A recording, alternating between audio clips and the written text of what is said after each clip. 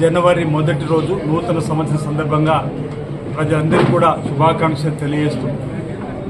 వేములవాడ దక్షిణ కాశీగా పేరుగాంచినటువంటి శ్రీ రాజరాజస్వామిని దర్శించుకొని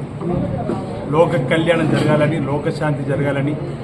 ప్రజలు సుఖమయ జీవితంతో ఆనందమయ జీవితంతో అశ్వతో ముందుకు సాగాలని సకాలంలో చక్కటి వర్షాలు బ్రహ్మాండంగా పడి పాడి పంటలు బ్రహ్మాండంగా పండి ప్రతి ఒక్కరు కూడా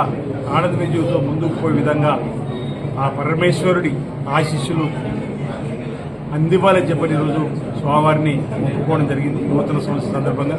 ప్రజలందరికీ కూడా నూతన సంవత్సర శుభాకాంక్షలు తెలియజేస్తూ అందరికీ మంచి జరగాలని, అందరూ తమ తమ జీవితాల్లో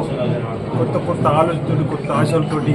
ముందుకు పయనం కావాలని చెప్పి అన్ని వర్గాల ప్రజలు అభివృద్ధి పథంలో సాగాలని చెప్పని ఆ స్వామివారిని ఈ సందర్భంగా ప్రార్థిస్తూ కోరిన కోరికలు తీర్చు తండ్రి కోడమొక్కను చెల్లిస్తామని చెప్పినటువంటి ప్రీతి పాత్రమైనటువంటి ముక్కు వేల రాజన్న ఆలయాలు ఉన్నటువంటి సందర్భంలో రాజన్న ఆలయంకి వచ్చేటువంటి భక్తులు కూడా మెరుగైనటువంటి దర్శనాన్ని కల్పించడంలో ఆలయ విస్తీర్ణ ఆలయానికి వచ్చే భక్తులకు ఎలాంటి ఇబ్బంది తలెత్తకుండా ఈ రాష్ట్ర ప్రభుత్వం కూడా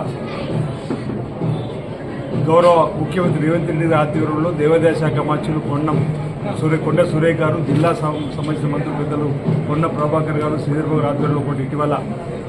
77 కోట్లతో సుమారు రాజన్న ఆలయ విస్తీర్ణ, 35 కోట్లతో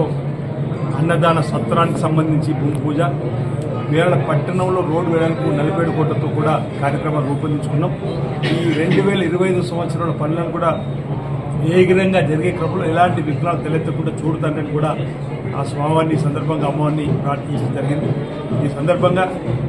2025 నూతన సంవత్సర ప్రారంభం రోజు సందర్భంగా ప్రజలందరికీ కూడా శుభాకాంక్షలు తెలియజేస్తున్నా. పరమేశ్వర ఆశీస్సులు అందరికీ అందాలని వేడుకుంటున్నాను.